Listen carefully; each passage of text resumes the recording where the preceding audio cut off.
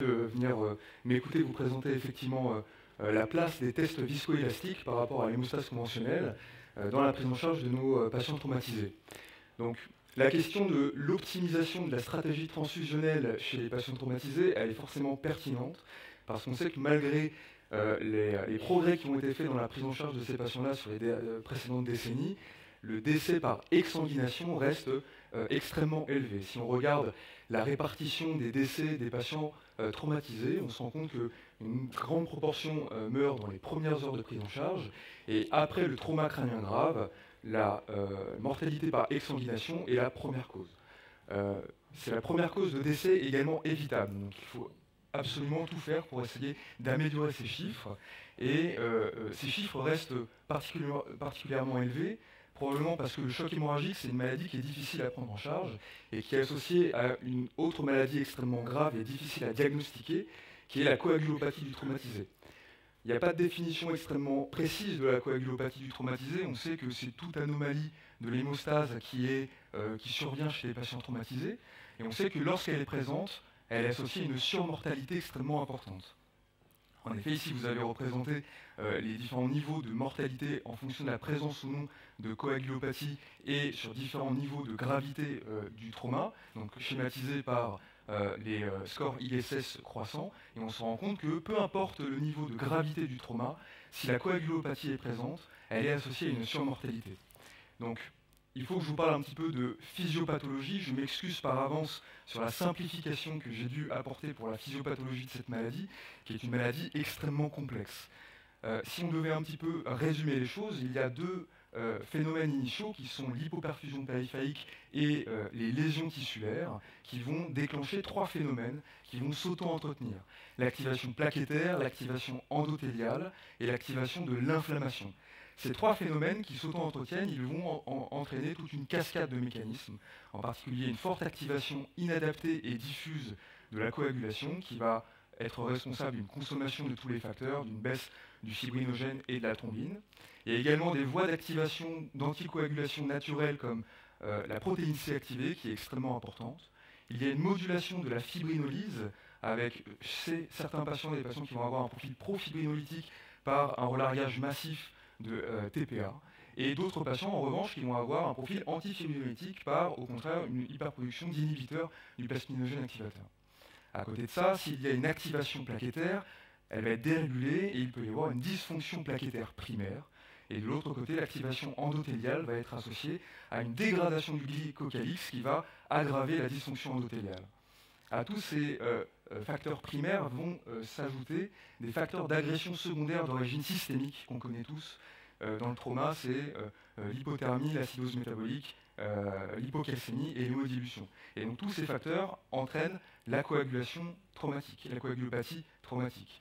Donc c'est vraiment très important de la diagnostiquer précocement parce qu'on sait que plus tôt on la diagnostique, moins les patients vont mourir. Donc il faut des outils diagnostiques parce qu'on sait que quand on essaye de savoir quelle est la puissance diagnostique de l'intuition du clinicien, même un clinicien qui est expérimenté, et qu'on la compare à des tests diagnostiques cliniques comme le score ABC ou le TASH score, on se rend compte qu'on n'est pas très loin finalement de la puissance d'une pièce de monnaie qu'on lance en l'air. Donc on a besoin d'outils diagnostiques précoces. C'était le but historiquement de l'hémostase conventionnelle, avec une définition de la coagulopathie traumatique assez large. Toute anomalie de la biologie conventionnelle est une coagulopathie traumatique, et donc c'est historiquement le gold standard, mais c'est associé à de nombreuses limites. On sait par exemple que ça ne permet d'analyser que l'activation plasmatique de la coagulation, que ça ne permet pas de rendre compte de toutes les interactions complexes entre le plasma et les cellules, entre les plaquettes et l'endothélium. De plus, ça ne permet pas d'analyser tous les pans de la coagulation, en particulier la force du caillou qui se forme, la fibrinolyse exactement. Et ensuite, il y a la principale limite qu'on connaît tous, c'est les délais. On sait tous qu'avoir un bilan d'hémostase, ça nécessite un délai extrêmement prolongé. Dans la littérature, c'est très souvent retrouvé au-delà de 80 minutes. Donc c'est sur toutes ces limites-là qu'ont été développés les tests viscoélastiques. Ce sont des technologies extrêmement intéressantes qui ont été développées à la fin des années 40, où initialement c'était un mouvement rotationnel qui était appliqué sur un échantillon de sang, et on analysait l'évolution de la viscosité de cet échantillon. Aujourd'hui, on a des technologies bien plus modernes. Je vais vous présenter ici le Tech 6S, qui est la nouvelle génération que nous on a dans le service, qui est une technologie basée également sur une application de vibration externe, et on va analyser par contre ici la fréquence de résonance de l'échantillon du sang. La grande particularité et l'avantage de ces nouvelles générations, c'est qu'on utilise une seule cartouche, donc il y a besoin de pipeter qu'une seule fois, c'est extrêmement rapide, en quelques secondes on a pipé le sang complet d'un tube citraté dans la cartouche, et on a 4 canaux d'analyse différents qui nous permettent d'avoir 4 analyses différentes. On a le TEC kaolin qui nous permet une analyse classique de la voie intrinsèque. Il y a un canal qui rajoute de l'héparinase pour analyser la présence d'héparine ou pas. Ensuite, il y a le rapid TEG, où il y a une coagulation qui est hyperactivée par l'adjonction de facteurs tissulaires, et ça permet une analyse extrêmement rapide en quelques minutes de la coagulation. Et enfin, on peut analyser le fibrinogène fonctionnel par adjonction d'un inhibiteur de la fonction plaquettaire, et donc permettant ainsi de voir juste la formation de fibrinogène. Quand on utilise un TEG, on obtient des courbes comme ça. Ça paraît un petit peu compliqué quand on la regarde sans connaître les différents déterminants, mais quand on la décortique, c'est assez simple. Finalement, en vert, on a au début l'analyse de l'initiation de la coagulation, avec les temps R et CT, en fonction du TEG ou du ROTEM, et c'est le reflet plutôt de la quantité de cofacteurs. Ensuite, on va analyser la cinétique de formation du caillot. Cette cinétique-là, elle est le reflet principalement de la concentration de fibrinogène, mais également un petit peu de quantité de plaquettes. Et ensuite, on va analyser la force du caillot qui va être schématisée par l'amplitude maximale de ce caillot, qui est le reflet principalement de la quantité de plaquettes, mais également de fibrinogène. Et enfin, on peut analyser la fibrinolyse en analysant le début de la lyse du caillot 30 minutes après l'amplitude maximale. Donc, quand on veut comparer des nouveaux outils diagnostiques à un gold standard de biologie classique, il faut s'assurer que la puissance diagnostique est suffisante. Et donc, cette puissance diagnostique, elle a été largement décrite dans la littérature. Je vous ai représenté ici plusieurs études qui regardaient les chiffres de sensibilité et de spécificité et les aires sous la courbe pour le diagnostic de la coagulopathie traumatique, mais c'est également vrai pour la prédiction de la transfusion massive. En tout cas, on a des chiffres de sensibilité, de spécificité et des aires sous la courbe qui sont relativement satisfaisants, autour de 80%, enfin de 0,8, et on a même pour certains paramètres, comme l'XMCA à 5 minutes, des valeurs prédictives négatives qui sont extrêmement élevées, de l'ordre de 99%. Donc c'est un produit qui a l'air d'être efficace pour le diagnostic des situations, et en plus de ça, on peut éliminer une proportion de patients qui n'auront pas cette transfusion massive. Donc ça peut être extrêmement intéressant parce que c'est des réponses qu'on a rapidement. Est-ce que cette puissance, elle est comparable à la puissance diagnostique du gold standard, de la biologie de l'hémostase conventionnelle? Eh bien oui. Ici, c'est une étude faite par une équipe américaine qui regroupe plus de 2000 patients traumatisés sévères avec une activation d'un protocole de transfusion massive. Tous les patients avaient à la fois un test viscoélastique et à la fois une hémostase conventionnelle. Et vous avez représenté les odds ratios pour la prédiction de l'hémorragie massive et de la transfusion massive. Et on se rend bien compte que au moins les odds ratios sont au minimum identiques à ceux de la biologie standard, et parfois mieux pour certains paramètres comme l'angle alpha. Donc ça a l'air d'être un outil qui est performant pour le diagnostic de ces situations-là. Ensuite, on avait dit que le principal problème de la biologie standard, c'est les délais avec lesquels. Donc est-ce que les tests viscoélastiques permettent véritablement de baisser les délais? La réponse est oui, il y a de très nombreuses études. Je vous ai présenté celle-ci qui est la plus récente en 2019 d'une équipe britannique qui a mis en évidence que l'implantation d'une stratégie guidée par des tests viscoélastiques permet drastiquement de baisser les délais de résultats de plus de 60 à autour de 30 minutes et donc permettant d'accélérer ainsi la prise de décision sur la stratégie transfusionnelle de nos traumatisés. Pour schématiser cette cette accélération de la décision, je vais vous présenter un cas clinique d'un patient qui a été hospitalisé dans le service il y a 1 mois, un jeune patient de 22 ans qu'on prend pour un accident de la voie publique, piéton contre VL. À la prise en charge du SAMU, on a des paramètres vitaux qui signent une gravité importante, avec probablement un choc hémorragique, une hypotension artérielle, un patient tachycarde, un hémoQ qui est inférieur à 13 grammes par décilitre, cliniquement un bassin qui est instable, le patient est intubé, mis sous catécholamine, il y a une ceinture pelvienne qui est mise en place, il est mis sous acide tranexamique et il est transféré en salle de réveil. En salle de réveil, il est effectivement en choc hémorragique, il est tachycarde hypotendu sous noradrénaline, il a une déglobulisation attestée à l'hémoQ avec un hémoQ qui passe de 11 à 8 grammes et il a des signes de gravité biologique et un lactate plasmatique à 10 millimoles par litre. Je vais vous présenter les premières heures de la prise en charge de ce patient-là. Donc il arrive à 23h10 en salle de réveil. Dans les 40 premières minutes, il est techniqué, des cathéters sont mis et un protocole de transfusion massive est initié sans attendre de résultats de quelconque biologie. Et donc on a 4 kilos de PFC et 2 grammes de fibrinogène qui permettent de stabiliser son hémodynamique. À 23h50, on prélève un tube pour l'hémostase conventionnelle et un tube pour le TEG. En haut, vous avez le résultat pour l'hémostase conventionnelle, le tube était coagulé, on n'a pas eu de résultat. Mais de toute manière, on s'en est aperçu que plusieurs heures après. Et par contre, on a regardé le TEG. Et on peut s'apercevoir que tous les paramètres du TEG étaient altérés. Donc tous les différents temps de formation du caillot étaient altérés. Donc on a poursuivi la transfusion, la réanimation hémostatique avec une transfusion de tous les produits d'hémostase, 4 PFC, 2 grammes de fibrinogène et un concentré plaquettaire. Ça nous a permis de faire le scanner, de confirmer le trauma du bassin en open book et d'un saignement actif. On est revenu au réveil, puis on a refait un prélèvement à ce moment-là.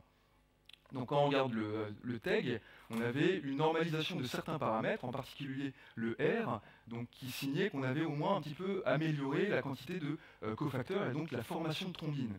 Par contre, la force du clou plaquettaire était altérée avec un fibrinogène fonctionnel qui était plutôt sur le versant inférieur, presque normal, mais on pouvait dire qu'il y avait un problème, en tout cas probablement de plaquettes et peut-être de fibrinogène. Et quand on regarde l'hémostase conventionnelle qui a été prélevée au même moment, eh bien, on n'a pas vraiment l'impression qu'il y a un problème de plaquettes. Certes, il y a un problème de fibrinogène, mais pas vraiment un problème de plaquettes. Donc nous, de toute façon, ce résultat-là, on l'a vu que plusieurs heures après, et donc on a continué la réanimation avec une transfusion en premier d'un nouveau cup et de 2 autres grammes de fibrinogène. Et ensuite, on est parti en artériaux, où là, on était assez loin des tests viscoélastiques. Donc, on a transfusé selon un ratio 1:1, 4 kg 4 PSC, et on a pu emboliser le bassin sans difficulté, avec à la fin un TEG qui retrouve une normalisation de tous les paramètres et un bilan biologique qui s'est aussi normalisé. Donc, ce cas clinique, il est fait pour vous illustrer que on peut avoir une réflexion sur des tests dont on a les résultats très rapides, parce que comme vous pouvez le voir, le rapid TEG, on a certaines réponses de l'ordre de quelques minutes. Donc c'est vraiment, on peut adapter notre réanimation tout de suite. Ensuite, c'est pour vous montrer qu'on peut aussi analyser la lyse de nos patients, la fibrinolyse. Donc ici, on voit qu'elle est à 0%. Et donc c'est l'avantage en plus des tests viscoélastiques, c'est l'analyse du profil fibrinolytique. En traumatologie, grâce à justement l'utilisation des tests viscoélastiques, il y a 3 grands profils fibrinolytiques qui ont été décrits. Il y a d'abord les patients qui vont avoir une fibrinolyse physiologique, avec une mortalité qui est la moins importante, représentée ici par la courbe rouge. Ensuite, de l'autre côté, on a les patients qui sont hyperfibrinolytiques, et donc eux, c'est ceux qui vont avoir la mortalité la plus importante, avec la mortalité ici en bleu. Et entre les deux, on a ceux qui ont un shutdown de la fibrinolyse, donc un état vraiment hypofibrinolytique, et donc qui est schématisé par une mortalité qui est quand même plus élevée que la fibrinolyse physiologique en vert entre les deux. Et donc ça a bien été étudié dans des grosses études, en particulier cette étude-là qui date de 2018, où on a repris tous les patients qui avaient été inclus dans l'étude Proper. Donc l'étude Proper, c'est un essai randomisé qui comparait 2 ratios de transfusion de culot et de plasma. Et ça a confirmé que les patients du groupe hyperfibrinolyse avaient une mortalité qui était multipliée quasiment par 5 en réanimation et avaient une transfusion qui était extrêmement plus importante. Et donc peut-être que l'avantage des tests viscoélastiques, c'est justement d'analyser le profil fibrinolytique des patients pour peut-être un petit peu mieux prédire leur évolution, adapter la transfusion et peut-être des traitements viscoélastiques, des traitements antifibrinolytiques. Donc là, je vous ai présenté plutôt les avantages des tests viscoélastiques. Ils ont forcément des limites, ces tests viscoélastiques. Tout d'abord, on sait qu'il y a une variabilité entre les tests qui est non négligeable. C'est-à-dire que les études qui ont voulu comparer les résultats des TEG et du ROTEM chez les mêmes patients, il y avait quand même une variabilité de résultats entre les différents tests. Ensuite, comme l'hémostase conventionnelle, les tests viscoélastiques ne rendent pas compte de la véritable hémostase in vivo. Il y a probablement un mismatch lié par le fait que les échantillons ils sont réchauffés, ils sont recalcifiés et que ça ne permet pas d'analyser l'interaction entre le sang et l'endothélium. Ensuite, on a parlé dans la physiopathologie de dysfonction plaquettaire. On ne peut pas véritablement analyser la dysfonction plaquettaire primaire sur le TEG standard. On peut le faire quand même par des cartouches spécifiques de platelet mapping, mais ça ne fait pas partie du TEG standard. Et enfin, toute la discussion qu'on a eue sur la fibrinolyse juste avant, est-ce que c'est finalement pertinent d'analyser le profil fibrinolytique de nos patients dans une situation où en France, en tout cas, quasiment 100% des patients traumatisés sévères ont des antifibrinolytiques de l'acide tranexamique en préhospitalier, que ça va être poursuivi à l'hôpital, et qu'il n'y a pour l'instant aucune preuve dans la littérature qu'une stratégie qui cible les patients hyperfibrinolytiques pour l'administration de l'acide tranexamique permet d'améliorer le pronostic. Donc il faut des études qui comparent les deux. La stratégie test viscoélastique et la stratégie d'hémostase conventionnelle. Donc il y a toute une littérature foisonnante qui compare ces deux stratégies, principalement avec des essais observationnels. Beaucoup d'essais rétrospectifs, quelques essais prospectifs. J'ai décidé de vous illustrer un petit peu les résultats par CTCA, qui est assez récent, qui date il y a 2 ans, où c'est donc un essai britannique celui-là, où ils ont comparé chez 300 patients traumatisés sévères l'instauration d'un protocole de réanimation hémostatique guidé par le TEG sur une comparaison avant-après implantation du protocole. Il y avait 126 patients dans le groupe pré-TEG, 175 patients dans le groupe post-TEG. Et ils ont des résultats qui sont assez impressionnants parce qu'ils ont une mortalité précoce et tardive qui est divisée par 2 chez les patients qui sont réanimés par le TEG. Donc comme ça, on a l'impression que c'est assez impressionnant. Et après, quand on regarde la stratégie transfusionnelle, finalement, il n'y a pas tant de différence que ça. C'est-à-dire que les patients dans le groupe post-TEG sont peut-être un petit peu plus transfusés en plaquettes, mais la différence, elle est assez minime entre les deux. Et on a quand même un petit peu de mal à comprendre que cette différence-là puisse expliquer une mortalité qui est divisée par 2. Alors il y a plein de limites, c'est un essai qui est observationnel, il faut des études qui sont randomisées, mais c'est juste pour schématiser qu'il y a beaucoup d'essais observationnels qui retrouvent à peu près les mêmes résultats, finalement. Tout va dans le même sens. Et donc il y a des études randomisées qui ont été faites. Il y en a 2 principales que je vais vous présenter. La première, qui date de 2016, par une équipe américaine. C'est une étude qui est monocentrique. C'est la première étude randomisée sur le sujet qui compare chez des patients traumatisés sévères, chez qui il y avait une activation d'un protocole de transfusion massive. Et ces patients-là étaient randomisés soit dans une réanimation guidée par TEG, soit dans une réanimation guidée par hémostase conventionnelle. Il n'y avait pas beaucoup de patients, il y avait une 50aine de patients dans chaque groupe. Tous les patients avaient une activation du protocole de transfusion massive avec un premier pack de 4 kg et 2 PFC, peu importe le groupe dans lequel ils étaient, et avant tout résultat d'hémostase. Et après, la stratégie transfusionnelle était extrêmement bien standardisée, extrêmement bien décrite, avec des paramètres TEG et des paramètres d'hémostase conventionnelle. Le critère de jugement principal, c'était la mortalité à J28. Quand on regarde les caractéristiques des patients, c'était une population de patients traumatisés graves, avec des ISS élevés, autour de 30. C'était du trauma non pénétrant, il y avait à peu près 20% de trauma crânien grave, et c'était des patients qui avaient des marqueurs biologiques de gravité, ils avaient un lactate élevé, et également ils avaient des paramètres TEG et hémostase conventionnelle initiaux entre les 2 groupes qui étaient identiques. Quand on regarde le critère de jugement principal, il est aussi extrêmement impressionnant, c'est-à-dire qu'il y a une mortalité à J28 qui passe de 36% à 20%. C'est significatif, c'est très important, et c'est également significatif pour la mortalité précoce à moins de 6 heures, et quand on regarde les courbes de survie, il y a une dissociation entre les deux courbes qui est extrêmement précoce, parce qu'en abscisse, vous avez une échelle de temps qui est de l'ordre de l'heure, donc dans les 25 premières heures. Donc c'est très impressionnant, et c'est d'autant plus étonnant que quand on compare la stratégie transfusionnelle, elle n'est pas si différente que ça. C'est-à-dire que les patients, certes, ils avaient un peu moins de PFC et de culot de concentré plaquettaire qui étaient transfusés dans les 2 premières heures, mais par contre, il n'y avait plus de différence significative à 24 heures. Et quand on regarde qu'est-ce qu'ils avaient finalement reçu à H24, eh ben, il y avait uniquement un petit peu moins de cryoprécipitate, donc du fibrinogène globalement, qui était administré chez les patients réanimés par TEG. Et donc, pareil, on a du mal un petit peu à imaginer qu'une stratégie transfusionnelle qui est si peu différente implique une différence de mortalité aussi énorme. Donc il y avait plein de limites à cette étude. Déjà, l'effectif n'était pas extrêmement important, et surtout, il y a eu beaucoup de crossovers, beaucoup de patients du groupe hémostase conventionnel qui bifurquaient dans le groupe TEG par levée de l'aveugle. Donc, d'où l'intérêt de cette étude la plus récente, l'étude e-tactique, publiée en 2020. Cette fois-ci, c'est un essai multicentrique. C'est un essai multicentrique qui est européen. 4 pays d'Europe du Nord qui ont inclus donc, les mêmes patients, des patients traumatisés sévères, avec une activation du protocole de transfusion massive également. Les patients étaient randomisés dans un groupe test viscoélastique, donc c'était TEG ou ROTEM, et dans un groupe hémostase conventionnelle. On peut voir qu'il y avait 4 fois plus de patients dans cette étude-là qui étaient inclus que dans l'étude précédente, avec 200 patients par bras.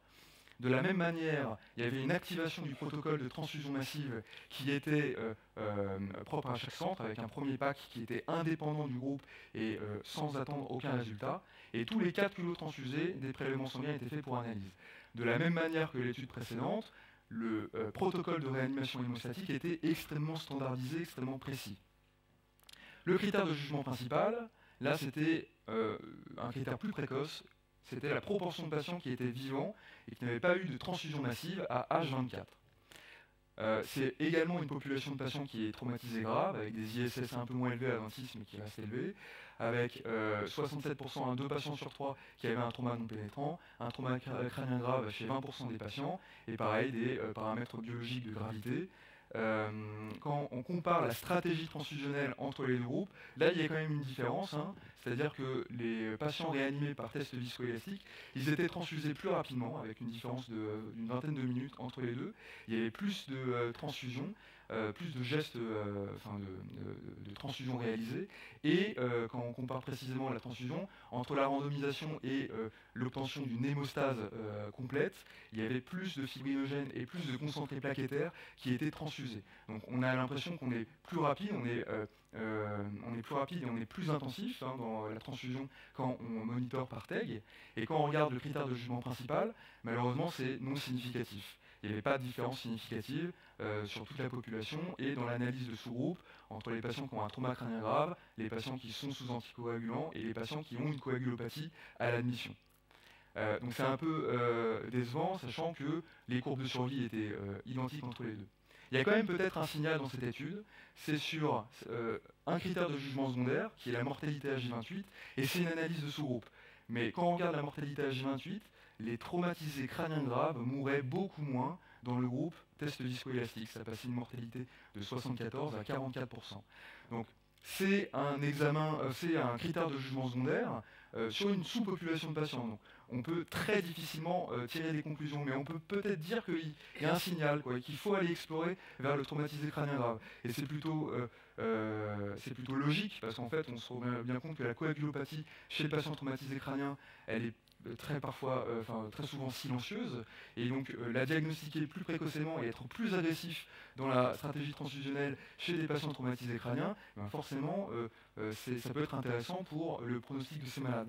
Donc qu'est-ce que la littérature elle dit sur ces malades? Il y a très peu d'essais, c'est surtout des essais qui sont observationnels, qui sont non randomisés, et cette étude-là qui date de 2020 sur une population de traumatisés crâniens graves opérés, avec une différence entre les patients qui étaient réanimés par par Rotem, pardon, avec moins de réintervention et moins de progression des lésions hémorragiques. Par contre, il n'y avait pas de différence significative sur l'évolution des patients à long terme, sur le GOS favorable et sur le décès en réanimation.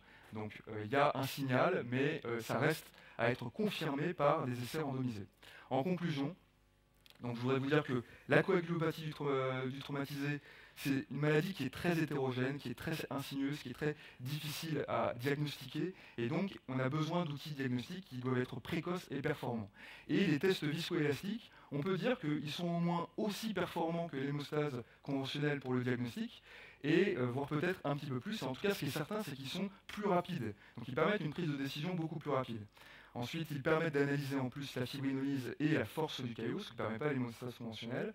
Et enfin, ça pourrait peut-être, ça nécessite beaucoup d'études, mais améliorer le pronostic chez les traumatisés crâniens graves.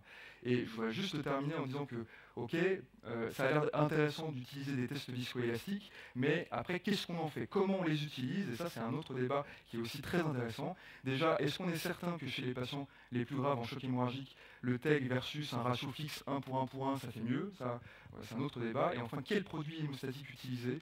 Et c'est aussi un autre débat extrêmement intéressant qui va être évoqué après. Je vous remercie pour votre attention.